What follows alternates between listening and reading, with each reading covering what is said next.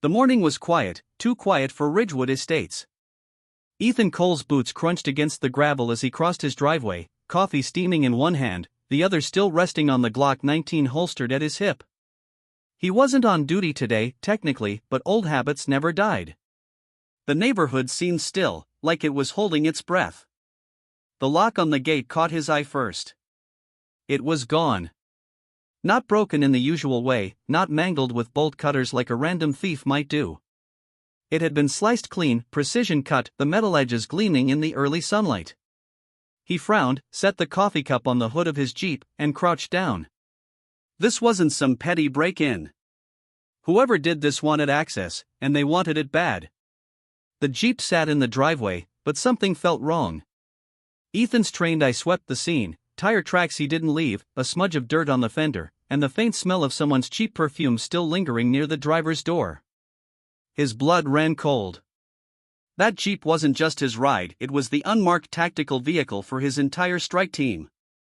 Outfitted with encrypted comms, weapons storage, and surveillance equipment, it wasn't supposed to exist on paper. The wrong hands getting inside could mean a security breach of the highest level. "Warning, Ethan."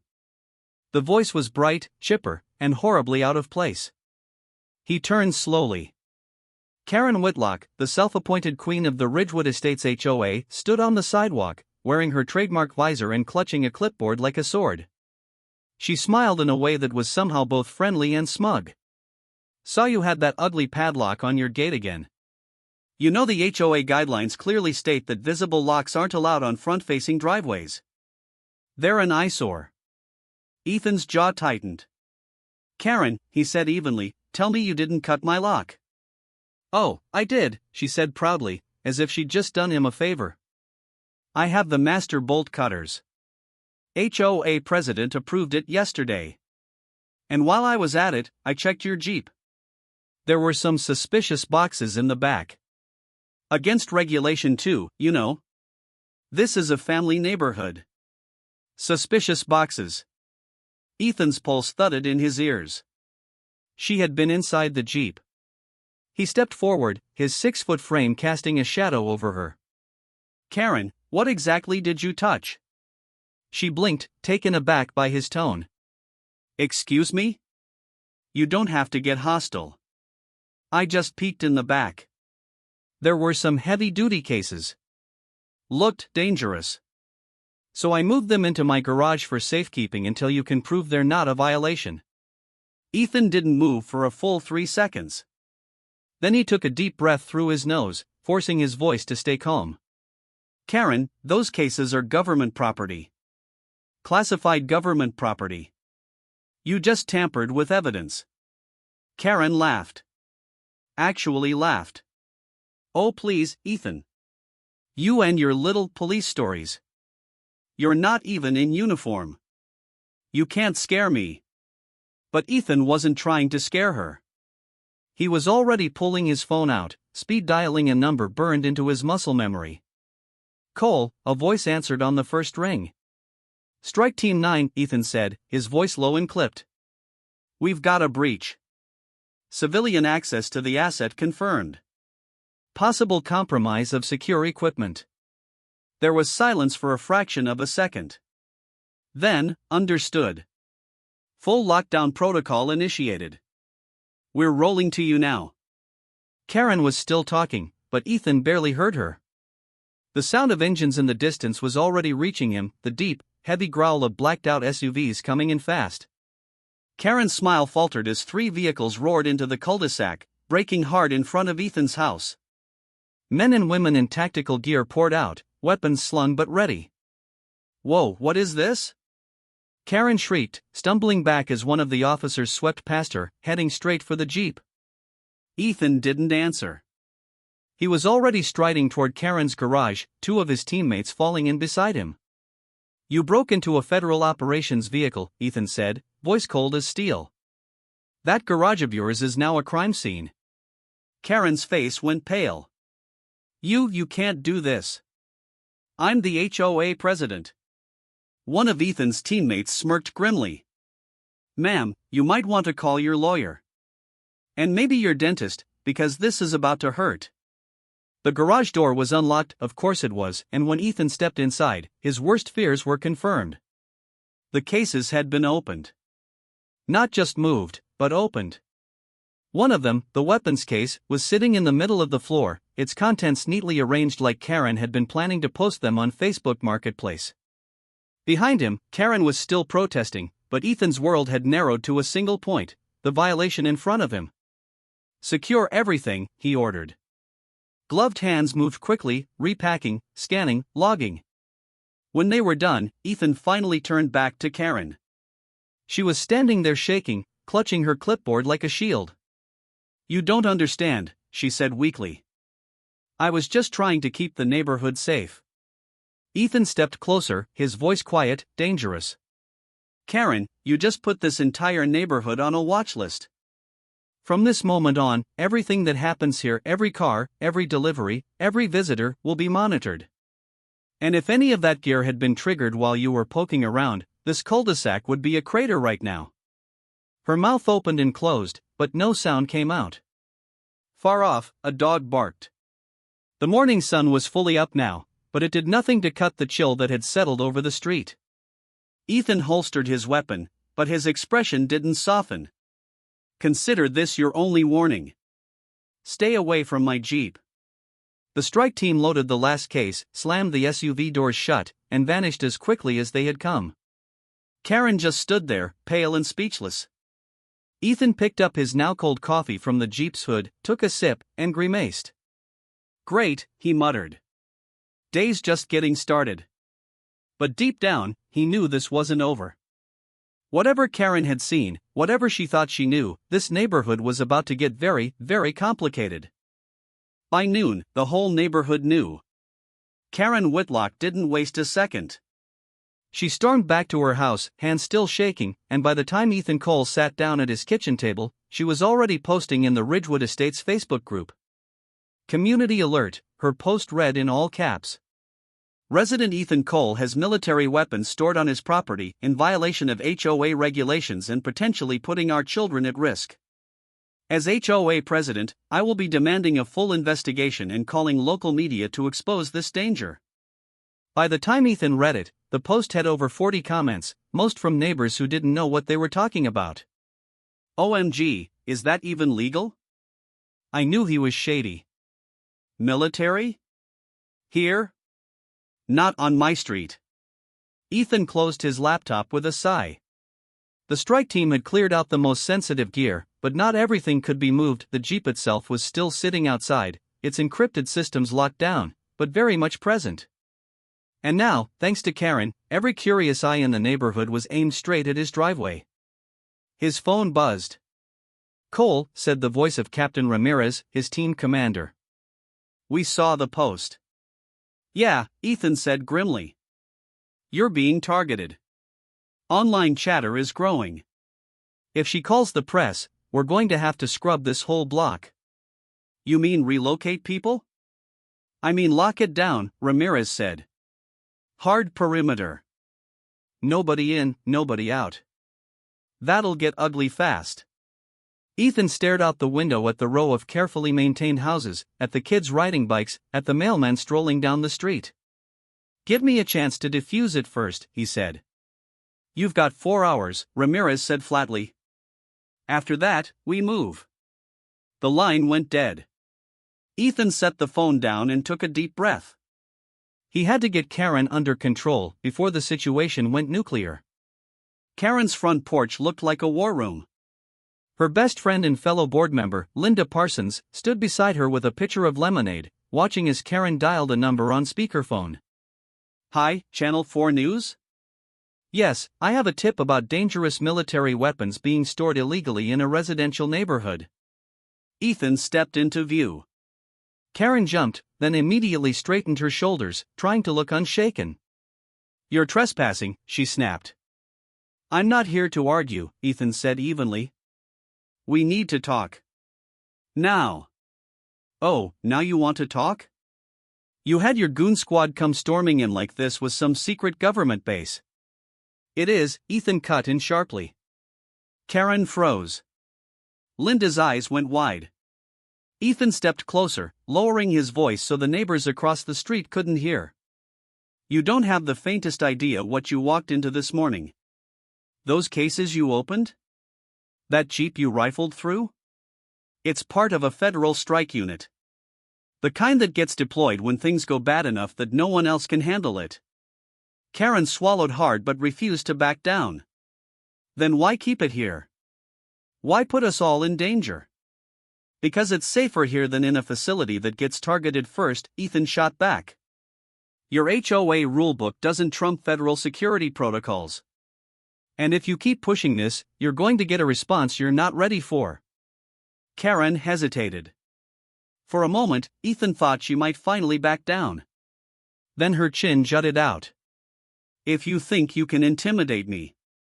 A black SUV screeched to a halt at the curb. Two men in suits got out, moving fast, flashing badges that weren't from any local department. Mr. Cole, one of them said briskly. We're here to enforce perimeter lockdown.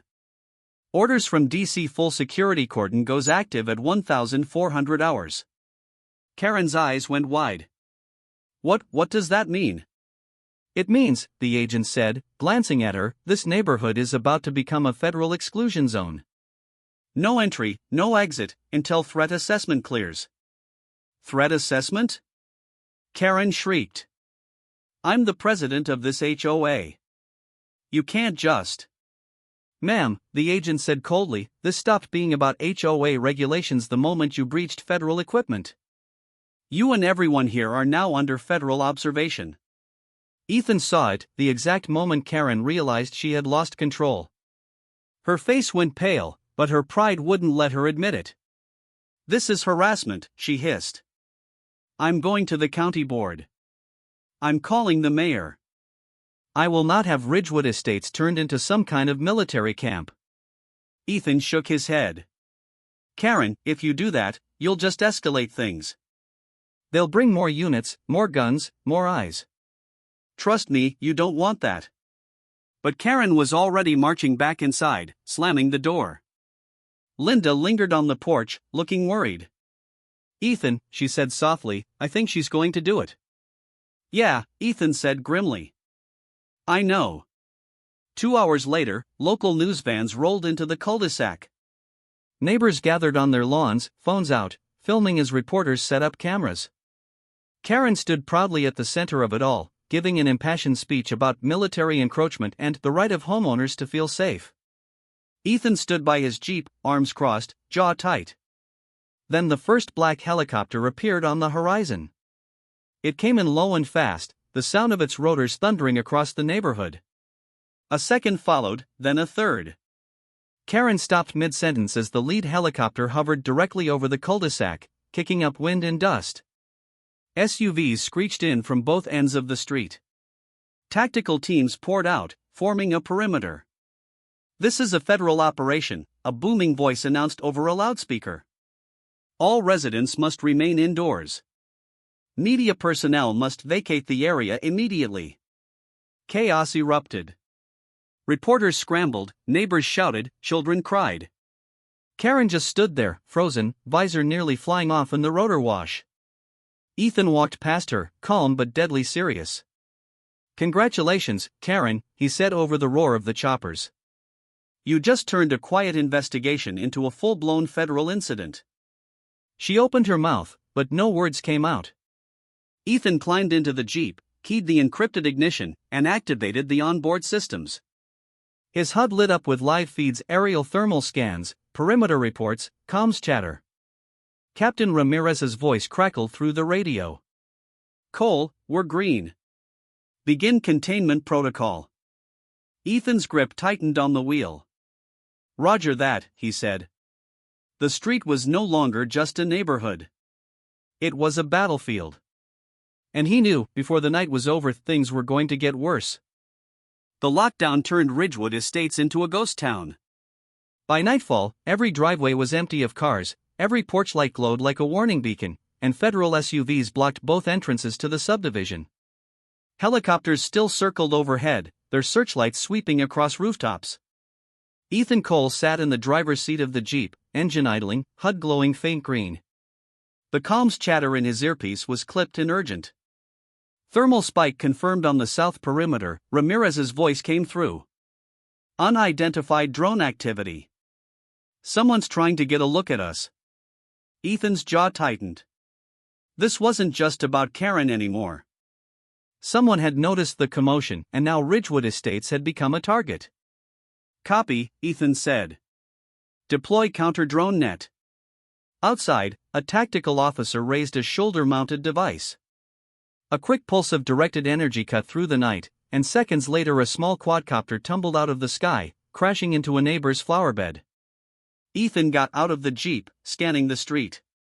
Karen was standing on her porch again.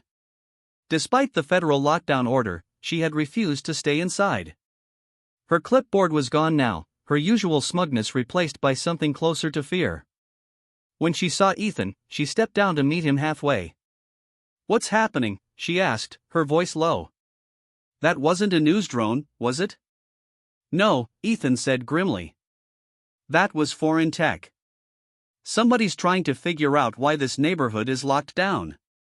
And if they find out what's in this Jeep, we might have a real problem." Karen swallowed hard. For the first time, she looked genuinely scared. "You mean, like terrorists?" "Worse," Ethan said. "Professional operators. And if they think they can snatch this vehicle, they'll try." Even as he said it, his radio crackled to life. Cole, Northgate breach attempt. 2 vehicles. No lights. Ethan's blood went cold. "Block them," he ordered. "I'm coming." By the time Ethan reached the north entrance, chaos had erupted. 2 black SUVs had slammed into the federal blockade, their windows armored, their tires run flat. Men in dark tactical gear were spilling out, weapons drawn. Ramirez's voice barked orders over the comms, suppressive fire. "Keep them off the Jeep." Gunfire cracked through the night, echoing off the neat suburban houses. Sparks flew as rounds hit the barricades. Ethan floored the Jeep, headlights off, barreling straight toward the attackers. The moment they saw the vehicle, several turned their weapons on him, but he was faster. He swerved, yanked the e-brake, and spun the Jeep sideways, using its armored side panels to shield a downed federal agent. Then he was out, Glock in hand, returning fire with precise, surgical shots. 2 of the attackers went down. "Cole, flank right." Ramirez's voice came through. Ethan moved like a ghost, darting through hedges, cutting across a lawn. He came up behind one of the SUVs and dropped the last 2 gunmen with clean double taps. Silence fell, broken only by the distant chop of helicopter blades. "Perimeter secure," Ramirez called. "Cole, status?" "Clear," Ethan said, breathing hard. But this wasn't random. They came for the Jeep. Back at the cul-de-sac, Karen was waiting. She looked pale, shaken, but no longer angry. "You could have been killed," she said quietly. "Yeah," Ethan said, wiping sweat from his brow. "So could everyone else here." For a moment, neither spoke. Then Karen took a deep breath. "I didn't understand before," she admitted. "I thought you were just some guy hiding weapons in his car." "I didn't realize," she trailed off, gesturing toward the street where the gunfight had taken place. "You almost got a lot of people hurt," Ethan said, but his tone had softened. Karen nodded. "I know. And I'll fix it." The next morning, before the sun came up, Karen made another post in the Ridgewood Estates group. "Community update: I have been fully briefed by federal authorities regarding the incident on our street. I can assure you that everything is under control and that Mr. Cole's presence here is not a danger to us, it is a protection. Please respect privacy and refrain from posting rumors or speculation." For once, there were no angry comments. No demands for a board meeting. People were quiet. By noon, the helicopters were gone, the barricades removed, and Ridgewood Estates looked like a normal neighborhood again. Ethan stood on his driveway, sipping his coffee, this time while it was still hot. Karen walked over, visor in hand, looking strangely humble. "I had the board vote this morning," she said. "We're removing the rule about visible locks. And the rule about suspicious vehicles. Anne? I'm stepping down as president. Ethan raised an eyebrow. You? Step down? She gave a small, sheepish smile. Turns out I'm better at making problems than solving them. But, thank you. For last night. Ethan nodded. Just keep your neighbors calm next time. It's safer for everyone. Karen hesitated, then nodded back and walked away. Ethan looked at the Jeep, still parked exactly where it had been before all this started. He ran a hand over the hood and exhaled slowly. Ridgewood Estates might have gone back to normal on the surface, but he knew things had changed. The neighbors would never look at him the same way again. And that was fine. Because if anyone ever came for this neighborhood again, they would think twice, not because of the HOA, but because of the man with the Jeep and driveway 3.